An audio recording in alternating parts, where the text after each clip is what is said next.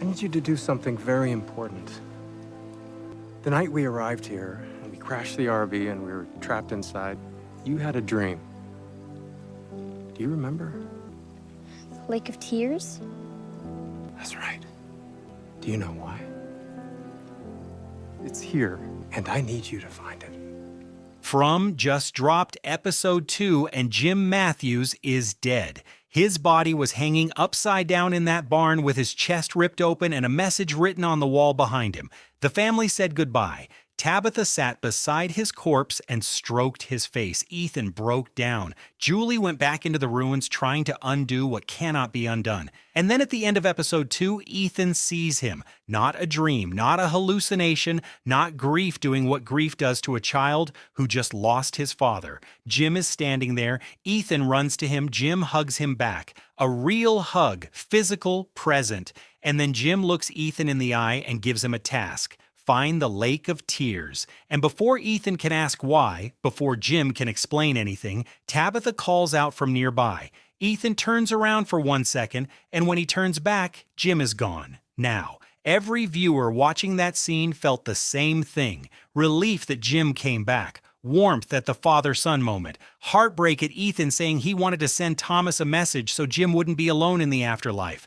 But here is what I need you to sit with. Jim does not seem malicious. He does not seem condescending. He does not seem like he is trying to trick Ethan, but he seems distracted. He keeps looking into the woods like he hears something or knows something is nearby, and Jim seems just as surprised to see Ethan as Ethan is to see him. If Jim came back to give Ethan a task, why does he seem surprised to be there? Why is he looking into the woods? What does he hear? And most importantly, whose task is it really? Today, we are going through everything, what the Lake of Tears actually is, why Jim's appearance is completely different from every other supernatural visitation in this show's history, who or what is actually behind this moment, and what it means for the rest of Season 4. Let's go. Before we get into the Jim ending, let's make sure we have the full context of Episode 2, because everything that happens before that final scene matters.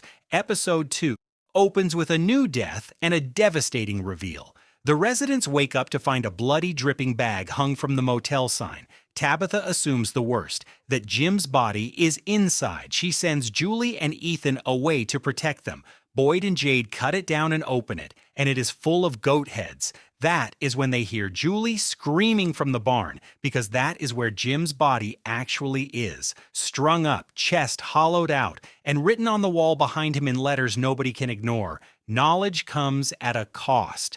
The kids have to find Jim's body themselves. Tabitha collapses to her knees on the porch, doubled over in grief. It is one of the most devastating sequences in the show's entire run. Ethan suffers a complete meltdown and accuses Tabitha of having Jim killed. While the family falls apart, Boyd and Jade remove Jim's body from the barn and move it to the church so the family can say their goodbyes.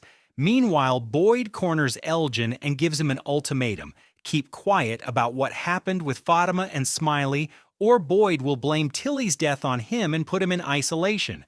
Boyd is officially in his do-what-needs-to-be-done era. Cold, calculated. He is not just protecting people anymore. He is protecting the system.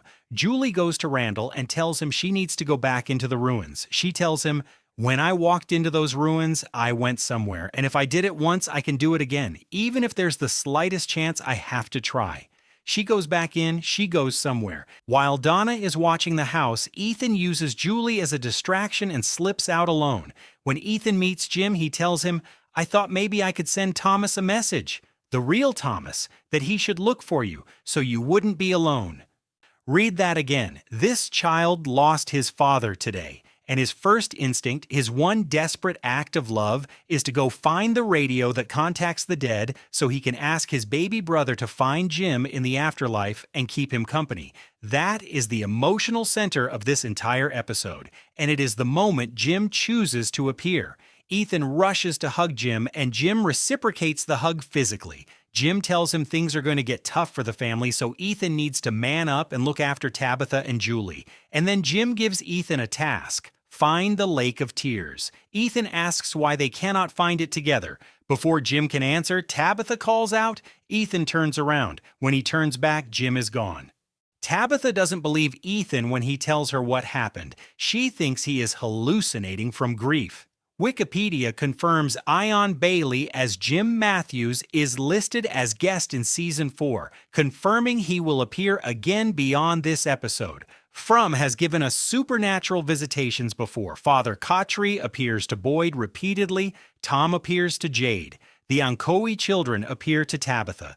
These are all established patterns in this show's mythology, but every one of those visitations has a defining characteristic. The apparitions always seem to know exactly why they are there. They are purposeful, pointed. They deliver specific information or try to manipulate. Father Khatri comforts and guides Boyd. Tom challenges and unsettles Jade.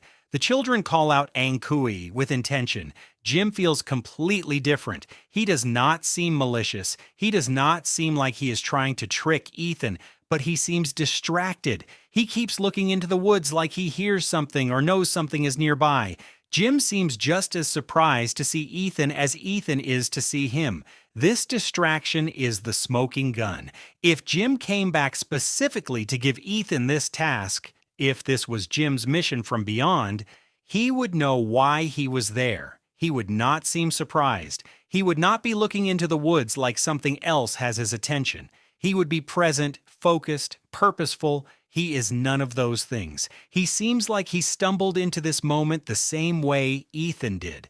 The Lake of Tears is not a new concept. Ethan referenced it in the very first scene of the entire show, before the Matthews family ever arrived in Fromville. He was playing with his toy Norman and mentioned fairies at the Lake of Tears. It was a detail from his favorite book, Flight of the Chromonocle. Later in Season 1, Ethan had a seizure on his very first night in Fromville. When he woke up, he described seeing the Lake of Tears, an actual vision, not a game. Something real that the town showed him before anyone else.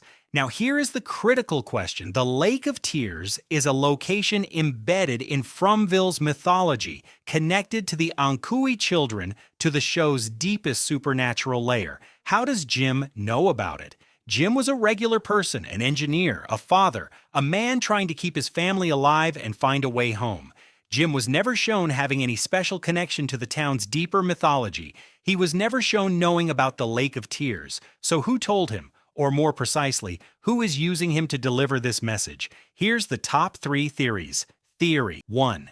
It is really Jim, but he is not in control. The most emotionally satisfying explanation and the most frightening. Jim's spirit is genuinely present. He genuinely loves Ethan and wants to protect him.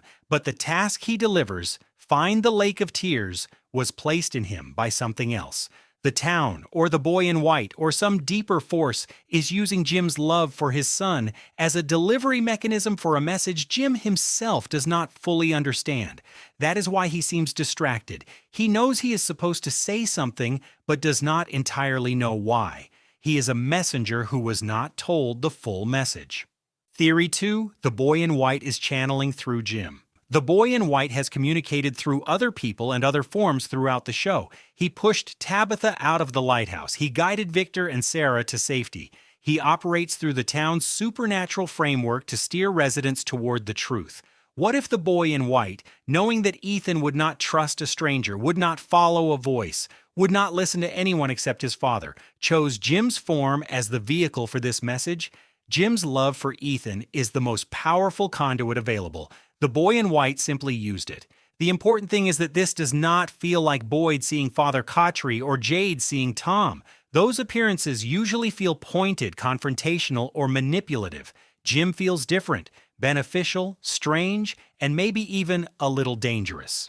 Theory 3. The man in yellow is behind it, the most disturbing possibility. The man in yellow has already demonstrated he can take any form he chooses. He became Sophia. He killed the pastor. He staged Jim's body as theater to maximize trauma. What if the Jim who appeared to Ethan was the man in yellow in one more disguise, testing Ethan, studying him, or deliberately sending him toward the Lake of Tears for reasons that served the villain's plan rather than the town's survival? This is the least emotionally satisfying theory, but it fits the show's pattern of using love as a weapon. The man in yellow's whole strategy is to make the residents destroy themselves. Sending a grieving child toward a supernatural location using his dead father's face is exactly the kind of cruelty this entity is capable of. The show does not confirm which of these is true. That ambiguity is deliberate, and it is going to drive this fandom through the next 3 episodes at minimum. Here's what we know about the Lake of Tears. The Lake of Tears is referenced in Flight of the Chromonocle, Ethan's favorite book, as a place where fairies live and where Norman the toy character goes when he dies in Ethan's games. It is described as a place of passage between life and death. Ethan described seeing it in a vision on his first night in Fromville. After his seizure, the vision was real. The town showed it to him specifically. The Lake of Tears has never been physically found by any character in 4 seasons. It is the one named supernatural location in Fromville's mythology that remains entirely unexplored. The name itself is the biggest clue, a Lake of Tears. In a town built on grief, sacrifice, loss, and cycles of suffering, a location named for the physical manifestation of pain is not accidental. The Ankui children, whose name means remember, have been calling Tabitha back across lifetimes because they need to be saved. The Lake of Tears may be where they are, where their sacrifice happened, where the original deal was made. Of every person in Fromville, Boyd, Tabitha, Jade, Julie, Victor, why is a child being sent to find the most important supernatural location in the town's history? Because Ethan has always been the one the town speaks to directly. The boy in white appeared to him first. The Lake of Tears appeared to him in his first night vision. The voices told Sarah to kill him in Season 1. Both sides of this cosmic conflict have been aware of Ethan since the moment he arrived. Victor's mother, Miranda, now reincarnated as Tabitha, always believed that a child would be the key to breaking the cycle. She tried to use Victor that way and failed. The show has been building toward the idea that the answer is not the adults, not the reincarnated souls who keep failing, but a child who sees things clearly because he has not been broken yet by the weight of what this town does to people. Ethan finds the Lake of Tears. That is what Season 4 is building toward. Not Boyd solving the mystery, not Jade completing his theory board, a boy who lost his father today, who wanted to send his dead baby brother a message, who has been the town's most connected observer since Episode 1, going to the place where the story began and doing what every adult before him has failed to do. Julie goes back into the ruins at the end of Episode 2. She tells Randall she has to try, even if there is only the slightest chance. She goes in. Julie goes back to try to save Jim. She cannot. The story is already written. But what if where she ends up instead shapes what chapter she actually visits, connects to the Lake of Tears? What if the ruins lead her not to Jim's death but to the origin of the town, to the moment the children were sacrificed, to the Lake of Tears itself? Ethan is being sent there from above. Julie may be walking toward it from below. 2 Matthews children, both moving toward the same location from different directions in time. That convergence, if it happens, will be the most important scene in the show's history. Let's land this. Jim came back. He hugged his son. He told him things were going to get tough and that Ethan needed to man up and look after the family. He gave him a task, and then he looked into the woods, distracted, searching, not quite present, and disappeared before he could explain why. Something is wrong with that apparition. It does not behave like the other visitations in this show. It does not feel purposeful in the way that Father Khatri or Tom or the Ankui children feel purposeful. Jim seems surprised to be there. He seems like he is hearing something in the woods that has nothing to do with Ethan. Was it really Jim? Probably yes, in some form. Is Jim in full control of what he is delivering? Almost certainly not. And the task he delivered, Find the Lake of Tears is the most significant mission anyone has been given in 4 seasons of this show, because the Lake of Tears is where the story started, and Ethan Matthews, the boy who knew its name before he ever arrived in Fromville, may be the only person who can find it. Drop in the comments, whose task do you think it really is? Is Jim being used by the boy in white? Is it the man in yellow in disguise? Or is it something else entirely that the show has not revealed yet? And the bigger question, if Ethan finds the Lake of Tears, what does he find there? Episode 3 drops next Sunday on MGM+. Full breakdown goes live the same night. Subscribe so you don't miss it.